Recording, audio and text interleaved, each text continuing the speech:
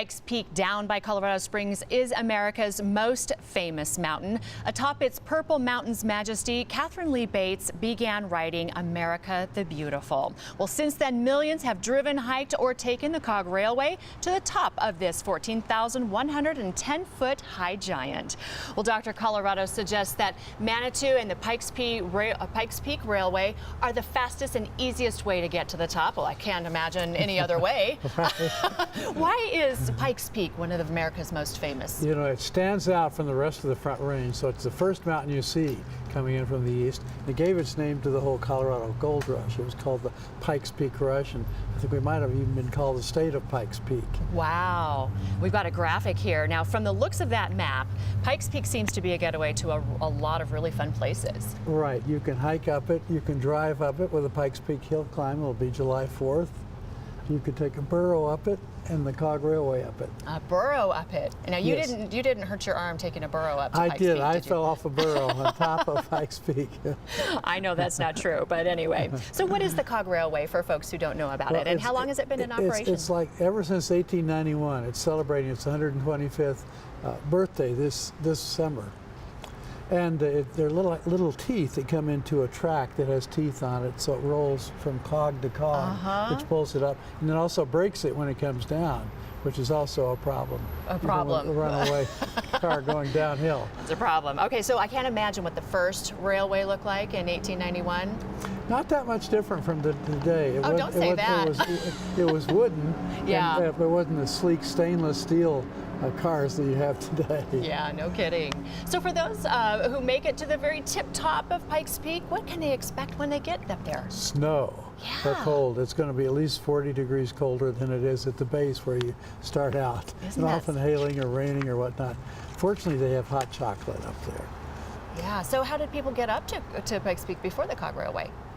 You know, originally they hiked, of course, and then a burro ride. Yeah. Up, but I don't recommend that. No, you don't recommend off. that. All right. Yes, here's the burros right here. So, you know, they can make the way. You can hop on and take all your gear and everything you need to do. Look at the dresses and look at how what they wore to ride the burros up the... No blue jeans for the ladies back in those days. And Simmons of Simmons Beauty Rest Mattress here in Denver rode a burro up, and it busted his butt enough that he built that first Cog Railway back in 1891. Wow. I can't imagine being that overdressed for a ride like that. So what's your favorite place to eat, sleep, and drink in Manitou Springs? Oh, the Cliff House, this wonderful old place here. Great, you've got an image of it there, been restored, very elegant, the finest and one of the oldest places in Manitou.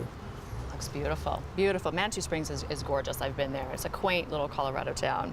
So Dr. Colorado, viewers join you for the Rails to Paradise tour. What can they expect? We're going to head for every railroad we can find, starting with the Cog Railway, and then this wonderful Royal Gorge train that you take out of Canyon City down through the Royal Gorge, looking up at that suspension bridge. And we're also going to try a little 2-foot narrow gauge, the Cripple Creek and Victor Railroad out of Cripple Creek. Very good. So they're with you pretty much the whole day then, huh? Right. Good, good. Well, how did we get the name Pikes Peak for that mountain?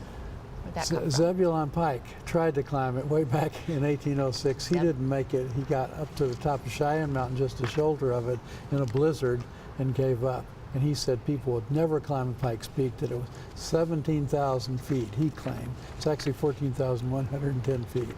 Wow. Zebulon Pike. Well, there you go. All right, so have you hiked a 14er? I know that you're a hiker.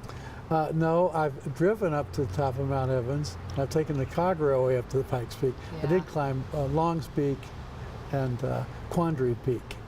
Excellent, excellent. Well, doctor's orders, no more burros for you. You take that Cog Railway. Yeah. All right. Or one of your horses. I love your I horses, love my, Jackie. yeah.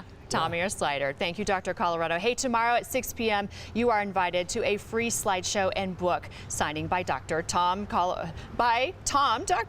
Noel at the Denver Press Club. That's 1330 Glenarm Place. Tom will be entertaining you with highlights from his most recent books.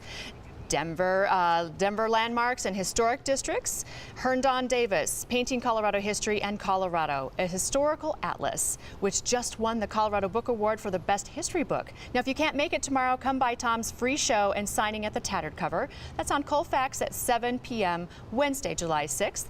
All the details are at dr-colorado.com.